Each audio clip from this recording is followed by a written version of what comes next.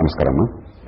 ఒక దశాబ్ద కాలంగా సమాజంలో రాజకీయ చైతన్యం కలగాలని స్వచ్ఛందంగా పనిచేసే లోక్సత్తా ఒక రాజకీయ పార్టీగా అవతరించాల్సిన అవసరం ఎందుకు ఏర్పడిందండి? అసలు మనందరి మనసులో భావం ఉందంటే రాజకీయ పార్టీ అనగానే దొంగల ముఠా అని చెప్పని, అక్కడ దోపిడీ వాళ్ళు ఎంత చేరతారు అని చెప్పని. నిజానికి ఒక రాజకీయ పార్టీ అతిపెద్ద స్వచ్ఛంద సంస్థ. సరిగ్గా రాజకీయ పార్టీ పనిచేయవలసిన తీరులో అతిపెద్ద స్వచ్ఛంద సంస్థ. లోక్సత్తా ఉద్యమం మీరు చెప్పినట్టుగా కేవలం చైతన్యం తీసుకురావడమే కాకుండా ఈ దేశంలో ప్రజాస్వామ్యంలో మౌలికమైన మార్పుల కోసం పోరాటం చేసింది, ఫలితాలు సాధించింది. ప్రపంచంలో చాలా కొద్ది ఉద్యమాలు ఇన్ని ఫలితాలు సాధించగలిగినాయి.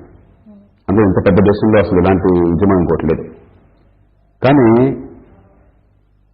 3 విషయాలు చాలా స్పష్టంగా కనిపిస్తున్నాయి. ఒకటి, దేశంలో అభివృద్ధి ఫలాలేమో 30% మందికి వెళ్తున్నాయి. కాస్త కోసం చదివి ఉంటే, తల్లిదండ్రులు కాస్త ఉంటే, అవకాశాలు వస్తే వాళ్ళ భవిష్యత్తు బాగుంటున్నది. మిగిలిన 70 మందికి అవకాశాలు అందక గతానికి ఎప్పటికీ జీవితం జరగలేకపోతుంది. అంటే ఈ ప్రగతి రథంలో చోటు 170 మంది జరగటం లేదు. ఇలా ఉన్నంతకాలం ప్రజాస్వామ్యం చాలా అసంపూర్ణం అవుతుంది. రెండోది, లోక్సత్తా ఉద్యమం ఎన్ని విజయాలు సాధించినా కూడా మన దారి మంది రాజకీయంగా రాజకీయంగా. 10 ఏళ్ల క్రితం లోక్సత్తా ఉద్యమం ప్రారంభించినప్పుడు అసెంబ్లీ ఎన్నికలకు 10 లక్షలు ఖర్చు పెట్టారంటే చాలా ఎక్కువ అనుకునేవాడు. ఈవేళ 2 కోట్లు ఖర్చు పెట్టారంటే ఆ మామూలే కదా అనుకుంటున్నారు. అంటే ఎన్ని మార్పుల్ని మనం రాజకీయ వ్యవస్థలో తీసుకొచ్చినా కూడా ఈ రాజకీయాన్ని ఎన్నికలను వ్యాపారంగా చూడడం, దోపిడీగా మార్చడం, అది మాత్రం ఏమీ అడ్డు లేకుండా పెరిగిపోతున్నది. కాబట్టి రాజకీయంలోకి వెళ్లకుండా, మనం రాజకీయాన్ని కొత్త రాజకీయాన్ని చూపెట్టకుండా, ప్రజలకి ఇది సాధ్యం రుజువు చేయకుండా, ప్రజలకు వేరే ఒక వేదికని ఒక మార్గాన్ని చూపెట్టకుండా ఈ దేశంలో రాజకీయాన్ని మనం సంస్కరించడం అర్థమైంది స్పష్టంగా. ఎందుకంటే ఉన్న రాజకీయ పార్టీలు, సాంప్రదాయ పార్టీలు ఈ కొత్త రాజకీయాన్ని తేవాలన్న ఆలోచన వాళ్ళకి లేదు, తెచ్చే శక్తి లేదు. ఇక మూడోది, ఈవేళ ఈ దేశంలో మన అదృష్టం కొద్దీ ఎన్నో సమస్యలకు పరిష్కారాలు ఉన్నాయి. గతంలో కాదు. విద్య విషయంలో, అందరికీ ఆరోగ్యం అందించడం విషయంలో, విద్యుత్ విషయంలో, వ్యవసాయ రంగంలో అందరికీ ఆదాయాన్ని అందించడంలో అద్భుతమైన పరిష్కారాలు ఉన్నాయి. కానీ రాజకీయం దాని మీద దృష్టి పెట్టాలి. ఈవేళ రాజకీయం అంటే కేవలం అధికారం కోసం క్రీడగా మారిపోయింది తప్ప, కొంతమంది పెత్తనం కోసం తప్ప, ప్రజల కోసం కాకుండా పోయింది. ఆ పరిష్కారాలను చూపెట్టడానికి పరిణతిని లోక్సత్తా ఉద్యమం సాధించింది. ఈ 3 కారణాలుగా లోక్సత్తా ఒక పార్టీగా అవతరించాల్సి వచ్చింది. అసలు మీ పార్టీకి ఈ గుర్తును ఎంచుకోవడంలో కారణం ఏంటండి? తొలి నుంచి లోక్సత్తా ఉద్యమంలో కూడా నక్షత్రం లాంటి గుర్తును పెట్టాం. ఎందుకంటే ప్రజాస్వామ్యం వికసించాలంటే కేవలం ఎన్నికలు చాలదు, కేవలం ఈ పార్టీ వచ్చింది ఆ పార్టీ పోయిన చాలదు. ప్రజలకి స్వేచ్ఛ కావాలి, నిజమైన స్వపరిపాలన ఉండాలి, పౌరులకి సార్వభౌమాధికారం ఉండాలి. ఒకసారి ఎన్నిక జరిగితే మనం అంతా ఊరికే ఇంట్లో కూర్చొని ఏడుస్తున్నా, తిట్టుకుంటున్నా, వాడు వచ్చిన వారంతా వాడు ఇష్టం చేస్తున్నారు. అలా కాకుండా పౌరులకి రోజువారీగా సార్వభౌమాధికారం ఉండాలి, చట్టబద్ధ పాలన ఉండాలి. ఉన్నవాడికి ఒక న్యాయం, లేనివాడికి ఒక న్యాయం కాకుండా, అధికారంలో ఉన్నవాడికి వాడికి ఇష్టమైన వాళ్ళు ఆత్మీయతకి ఒక మాట, వేరే వాళ్ళకి ఇంకో మాట కాకుండా అందరికీ ఒకే న్యాయం జరగాలి, చట్టబద్ధ పాలన కావాలి. పొరపాట్లు ఎప్పుడు జరుగుతాయి, దాన్ని సులభంగా సరిదిద్దేటువంటి పరిస్థితి ఉండాలి, స్వయం దిద్దు పరిస్థితి ఉండాలి. ఈ 5 ప్రజాస్వామ్యానికి పంచప్రాణాలు. అందుకనే 5 కోణాలతో నక్షత్రం. అలాగే నక్షత్రం ఉద్దేశం ఏంటంటే ఈవేళ ఒక అంశం వచ్చింది, అదిగో పూలంటే ఇదిగో తోక, హడావుడిగా ఆర్భాటంగా పత్రికల్లో ప్రచారం అని కాకుండా జాతి దీర్ఘకాలిక లక్ష్యం. మీకు సముద్రంలో కొట్టుకుపోతున్నారు, దిశ తెలియట్లేదు, దారి ఎట్లా తెలుసుకుంటారు మీరు? మీ దగ్గర దిక్సూచి లేకపోయినట్లయితే నక్షత్రం చూస్తారు. అంటే సుదూరంగా ఉన్నటువంటి నక్షత్రం మీకు దారి చూపెడుతుంది, కానీ హడావుడిగా పోయే లాంతర్లు కాదు. రోజు ఈ లాంతర్ రిపోర్ట్ వస్తుంది, రిపోర్ట్ ఆ లాంతర్ వస్తుంది, హడావుడిగా పోయి పత్రికల్లో ప్రకటనలో గందరగోళం వీరు తిట్టుకోవడం అనేది రాజకీయం కాదు. అది రాజకీయం పేరుతో వీళ్ళంతా డ్రామా ఆడుతున్నారు. నిజమైన రాజకీయం అంటే జనం దీర్ఘకాలిక లక్ష్యాల కోసం, ఈ ప్రజల భవిష్యత్తు కోసం వాళ్ళ పట్ల మమకారం చేయవలసింది. నక్షత్రం ఆ దృష్టి పెడుతుంది. సరే, ఆకాశానుకున్నటువంటి విశాలతని, గాంభీర్యాన్ని చూపెట్టేది ఆ నీలరంగు. సముద్రం లోతుని ఆకాశం అన్న వైశాల్యాన్ని పెంచి చూపెడుతుంది. అందుకని చెప్పని ఈ దేశంలో అన్ని వర్గాలని సమానంగా చూడడం కోసం అంతటి లోతు, అంతటి వైశాల్యం కావాలి, అందరినీ కలిగిపోవాలి.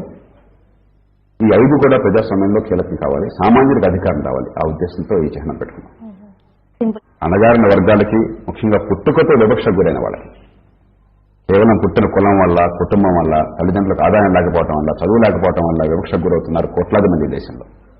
తెలివితేటలు ఉన్నా కూడా, ప్రకృతి తెలివితేటలు ఇచ్చినా, దేవుడు అనేవాడంటే ఆ దేవుడు తెలివితేటలు ఇచ్చినా కూడా ఆ తెలివి వికసించకుండా వాళ్ళంతా కూడా జీవితం నిస్సారమైపోతుంది. ఆ వివక్ష పోవడం కోసం 22-23 ఏళ్లకు మించదు మా పార్టీ సభ్యులు, 25 ఏళ్లకు మించదు సగటు సభ్యులు. మళ్ళీ మా పార్టీలో యువత అని చెప్పంటే ఆ నాయకులు కొడుకులు కోటీశ్వర్ల వారసులు కాదు. అంటే యువతకి సరైన అవగాహన కూడా ఉండకపోవచ్చు కదండి, ఆ డిసడ్వాంటేజ్ కూడా ఉండొచ్చు కదా. నేను చెప్పుకోనమ్మా. ఇప్పుడు రాజకీయం అంటే అవగాహన పెద్ద పాండిత్యం అక్కర్లా, మన జీవితం గురించి అవగాహన ఉంటే చాలు. ప్రభుత్వం అంటే తెలిస్తే చాలు. వేల కోట్ల రూపాయలు మన పెద్ద ప్రభుత్వాలు ఖర్చు పెడుతున్నా ఏమవుతుందా డబ్బు, ఏం జరుగుతుంది నాకు, ఆదర్శం ఆవేశం ఉంటే చాలు. యువతకి ఇవన్నీ ఉన్నాయి, ఆదర్శం ఆవేశం ఉంది, మరి మార్పు రావాలన్న కోరిక ఆరాటం ఉన్నాయి, సేవ ఉంది, భయం లేదు, తిరిగితనం లేదు. వయసు పెరిగిన కొద్దీ తిరుగుతూనే వస్తుంటుంది. మార్పు పట్ల ఆరాటం కంటే మార్పు వస్తే ఏమవుతుందన్న భయం ఎక్కువ ఉంటుంటుంది. అందులో 18 ఏళ్ళకి మనకు ఓటు హక్కు ఇచ్చిన తర్వాత వాళ్ళు విద్యుత్ లేకుండా రాజకీయం నుంచి పట్టించుకోకుండా అని చెప్పంటే దేశం నాశనం అయిపోవాలని చెప్పాను. అందులో 50% యువత ఉన్నారు ఈ దేశంలో ఓటర్లలో, జనాభాలో 73% యువతాయి. అంచేత నేను ఆ మాట అంగీకరించాను. ఖచ్చితంగా యువతకి పెద్దపీట వేయాలి. ఇక మీరు ఒక ప్రశ్న అడిగారు ఇందాక, డబ్బు లేకపోతే సాధ్యమా అని చెప్పిన భావం వస్తున్నాయి. లోక్సత్తా పార్టీ డబ్బు లేకుండా రాజకీయం చేస్తామంటున్నారు, దొంగ డబ్బు లేకుండా చేస్తామంటున్నాం, అక్రమ ఖర్చు లేకుండా చేస్తామంటున్నాం. ఉదాహరణకు అసెంబ్లీ ఎన్నికల్లో చట్టం చెప్తున్నది 10 లక్షల రూపాయలు ఖర్చు దాటకూడదని చెప్పని. లోక్సత్తా పార్టీ విధిగా 10 లక్షల రూపాయల లోపలే ఖర్చు పెడుతుంది. నిజంగా ప్రజల్ని చేరుకోవడం కోసమే రాజకీయం ఎన్నికలైనట్టయితే 10 లక్షలు చాలు. ఇవాళ మీరంతా ఉన్నారు, టెలివిజన్ ఉంది, పత్రికలు ఉన్నాయి, ప్రజలకు చెప్పేదాన్ని మీ చెప్పే వాణిలో కనుక నిజాయితీ ఉన్నట్టయితే, విశ్వసనీయత ఉన్నట్టయితే, మీ మాటకు గుర్తింపు గౌరవం ఉన్నట్టయితే 10 లక్షల రూపాయలతో వెళ్ళొచ్చు. కానీ వాళ్ళు ఏం చేస్తున్నారు, ఓట్ల కొనుగోలులో, మద్యాన్ని పంచడంలో, గోండాన్ని కిరాయికి తెచ్చుకోవడంలో, లంచాలు ఇవ్వడంలో రాజకీయం నడుపుతున్నారు. అలాంటి రాజకీయం అయితే ఆ రాజకీయం సమస్య అయిపోతుంది. వ్యాపారంగా చేసిన తర్వాత 2 కోట్లు ఖర్చు పెట్టిన తర్వాత 20 కోట్లు తింటున్నాడు. 20 కోట్లు వాడు తిట్టడం కోసం చెప్పి 200 కోట్ల రూపాయలు జనం డబ్బు పోతాను. 200 రూపాయలు ఓటుకు డబ్బులు ఇస్తే ఏమవుతుంది, ఆ కుటుంబం పేరుతో 2,50,000 ఖర్చు అవుతున్నాయి 5 ఏళ్లలో. ఓటు అంటే ఏమిటి, 2,50,000 రూపాయల మీద కబ్జా ఇస్తున్నాం. నా కుటుంబం పేరుతో ఖర్చు అయ్యే డబ్బంతా కూడా మీ చేతిలో పెట్టి మా కోసం ఉపయోగించాలని అంటున్నాం. ఏమేమి చూసుకుంటున్నాం దానికోసం చెప్పని. 2,50,000లో వాడు డబ్బులు తింటూ మొదలెడితే ఈ డబ్బంతా పోతుంది, నష్టపోయేది మనం. ఇది ప్రజలకు అర్థం కావాలి. ఇది అర్థమైన నాడు ప్రజలు ఏ డబ్బుని పట్టించుకోరు. డబ్బు వల్లే ఎన్నికల్లో ప్రస్తుతానికి గెలవడం అన్నట్టయితే అసలు ఈ దేశంలో అధికారంలో ఉన్న ఏ పార్టీ పోయి ఉండేది కాదు. అధికారంలో డబ్బులు లేకుండా పోవడం, ఎన్నికలు ఓడిపోవడం, ప్రతి ఎన్నికలు అధికారం ఉంటూ ఓడిపోతాం అనే పరిస్థితి వచ్చింది. ఎందుకు వచ్చింది, ఎంత డబ్బు ఖర్చు పెట్టినా కూడా జనానికి అసహ్యం కలిగినప్పుడు, చండాలంగా ఉంది, అవినీతి పెరిగిపోయింది, మన పిల్లలకి ఏం జరగట్లేదు, వాళ్ళ పిల్లలు వేసుకుంటున్నారు, మా బిడ్డల్ని భవిష్యత్తును సమాధి చేశారు, వాళ్ళ పిల్లలు పునాదులు వేసుకుంటున్నారు, ఇది న్యాయం కాదు, ఈ డబ్బు మా కోసం ఖర్చు కావాలా, నాకు ఆరోగ్యం కావాలా, నాకు విద్య కావాలా, నాకు ఈ మద్యం అదుపులో ఉండాలా, అది కుటుంబాలను కూడా తాగుబోతులతో నాశనం అయిపోతున్నాయి.